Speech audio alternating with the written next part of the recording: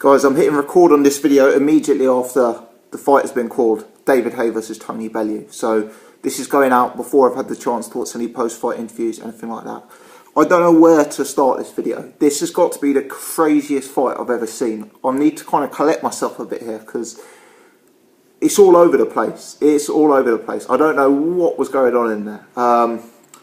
Let's start from the beginning. Let's start with the first round. David Haye comes out in the first round and he doesn't look good. He's swinging wildly. He's inaccurate. He's missing. Tony Bellew is taking a step back whenever Haye is coming forward and making Haye miss. Tony Bellew is countering Haye. Tony Bellew wins the first round comfortably on my card, scoring notable counterpunches, landing the much cleaner work in there. David Haye's all at sea. He's wild. He's missing. At the end of the first round, I didn't know what it was. Is it that David Haye's injury is affecting his balance? Is it this Achilles injury?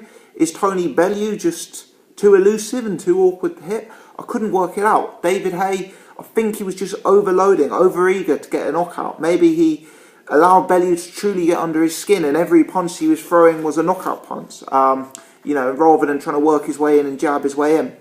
Moving into the second round, David Haye started to establish himself in the fight, and for me, David Haye had his best period in this fight, probably rounds 2 to 4, where he started to use his jab a little bit more and started to score points on Tony Bellew. Having said that, Tony Bellew was still doing very, very well in the fight. You know, this was a competitive fight at all stages. Haye was landing punches clean on Tony Bellew's chin, and Tony Bellew was just taking them. Tony Bellew was eating them. Bellew, for me, didn't look like he was ever in danger of getting knocked out, even though David Haye was landing some of those big haymakers on him. You know, even though David Haye won the rounds in that period of the fight for me, rounds 2 to 4, he was still looking very sloppy. His timing was off. He was allowing himself to get caught by Tony Bellew. He really wasn't working his way in. It was very, very, very strange indeed. Very strange indeed.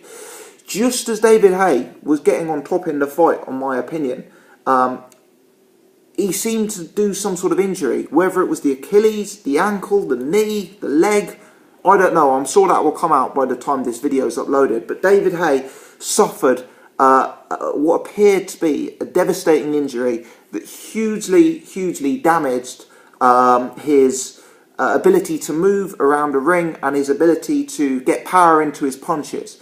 I thought David Haye was going to be stopped, you know, in the middle rounds of this fight. And to be fair to him, David Haye's had a lot of, David Haye has had a lot of criticism over the years. He showed a huge amount of heart, and he actually showed a very good chin to stay in this fight quite as long as he did. Because I thought Shane McGuigan was going to pull him out in the corner when he went back, having done his knee. But no, David Haye wanted to fight on. He kept in the fight. And whilst Tony Bellew had a few very, very good rounds, Tony Bellew, for me, did not do a great job in this portion of the fight. Tony Bellew rushed in on David Haye as if he just scored a knockdown on David Haye. It was almost as if, I've got David Haye hurt, I need to stop him now. I need to score a knockdown and a knockout against David Haye. But actually, that really wasn't the case. Tony Bellew had a guy who had an injury, and that injury wasn't going away. This wasn't like Tony Bellew had scored a knockdown that David Haye would recover from in 30 seconds. Tony Bellew David Haye had got injured in the fight. And for me, if Tony Bellew had kept a bit more composure after that injury had been sustained and boxed and moved a little bit more, he would have been able to stop David Haye in rounds 7, 8, 9, something like that. But instead, he rushed in, threw the kitchen sink at David Haye. David Haye was able to show some defensive moves up against the ropes. David Haye showed a decent chin. And Bellew really punched himself out, which meant 2 or 3 rounds of very, very low volume boxing indeed. There were actually rounds, and I'm going to have to rewatch this fight and work out how on earth I was scoring it up to the point of the stoppage. There were actually rounds after the injury that I thought could have gone David Haye's way, because Tony Bellew had punched himself out and was so low volume, and David Haye was actually starting to put some punches together again and start to use his jab and start to lead in with power punches a bit more. So after about 9, 10 rounds, I was thinking, how on earth is this going to go if it goes to the scorecard?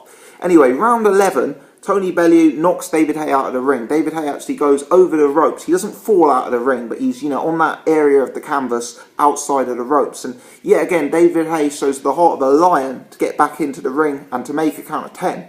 Shane McGuigan threw the towel in, and I think that was the sensible thing to do, because with Tony Bellew winning that round as a 10-8 round, which was the second 10-8 round of that fight, there is literally no way David Haye could have won the fight on the cards. And it didn't appear that he anymore had the power and snap in his work to score a knockdown. So I think that was the sensible thing to do. But I believe, had Shane McGuigan not thrown the towel in, David Haye would have actually gone the distance and went 12 rounds against Tony Bellew on one leg. So I give David Haye immense credit for that. And I know he's going to probably get a lot of stick and a lot of criticism. But for me, I honestly believe this was, a great display of heart from both men, really. From David Haye for surviving the injury, and for Tony Bellew, really. I mean, Tony Bellew is British boxing's greatest ever overachiever. He's someone who, has consistently upset the odds, and he's someone I have consistently got wrong on this channel. So I take my hat off to him. We've got to be fair. Tony Bellew's just gone out and beat David Haye. David Haye is someone who I consider to be an elite heavyweight. Don't get me wrong, he didn't look like an elite heavyweight in there tonight. But Tony Bellew, nevertheless, has gone out and beaten David Haye. And who knows what happens here? Part of me wonders if there'll be a rematch. Given the nature of this fight, I could see there being some interest in a rematch. Part of me wonders whether Tony Bellew will fight the winner of Anthony Joshua Vladimir Klitschko, especially if that's Joshua. That's a relatively easy in-house pay-per-view for Matchroom to make. For me, for the longevity of his career, Tony Bellew would actually be best served dropping to cruiserweight. The guy isn't a heavyweight. You could see that in there tonight. Don't get me wrong, he's just won a fantastic heavyweight fight. I'm not saying it was a fantastic fight, but it's a fantastic victory for Tony Bellew. But despite that, the guy's going to be better suited at cruiserweight. So I've got to take my hat off to Tony Bellew. He's someone I've misjudged time and time again. I've got Bellew utterly wrong. And I give him immense credit for his performance in there tonight. As for David Haye, even though he's shown an immense amount of heart being in there, you've got to wonder if the best of David Haye is now far past us, irrelevant of the injury, because even before that injury occurred, David Haye was looking very sloppy in there tonight. I think a bit of the natural speed David Haye used to have seems to have disappeared, and perhaps that's no surprise given that he's now 36. His timing was really off tonight. Perhaps that's related to ring rust and inactivity. Perhaps it's because he's been facing such a low level of opposition that they were effectively stationary targets, whereas someone like Tony Bellew, who, as I said, I thought was a low level of opposition for David Haye, but because Tony Bellew is obviously, having seen the fight, a more formidable opponent, perhaps his movement, perhaps some of his angles that he was in there were causing David Haye to come up short and to miss. Bizarre fight. Really bizarre fight. If I'm honest, and I know this is going to be controversial, I know people aren't going to like me saying this, I kind of would have edged to David Haye to still win this fight after rounds 4 or 5 had that injury not occurred. Haye was fighting at a pace that suited him.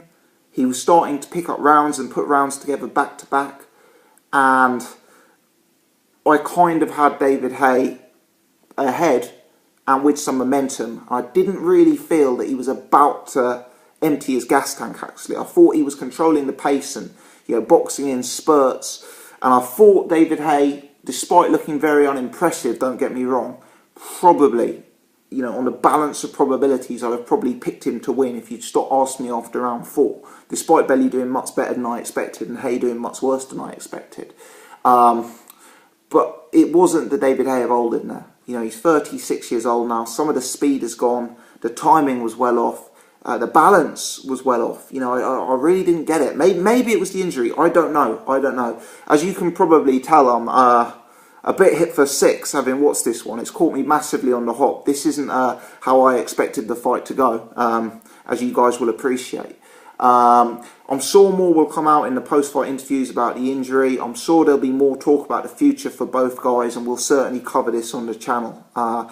Where they go from here, will there be a rematch? Will the Joshua Klitschko winner fight Tony Bellew? It's crazy, absolutely crazy. Tony Bellew, a guy who was getting dropped by Oval McKenzie a few years back, is now cruiserweight world champion, defeating David Haye, and you know, possibly in line for one of the biggest fights in world boxing. Crazy, crazy stuff, and immense credit goes to Tony Bellew. You know, this fight, it wasn't a classic. It wasn't a barn burner. It wasn't the fight that many of us were expecting.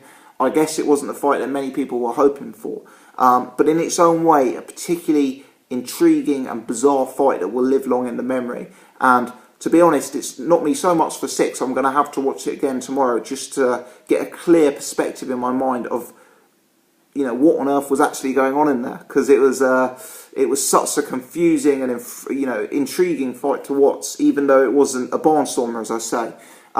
Guys, leave your comments in the section below.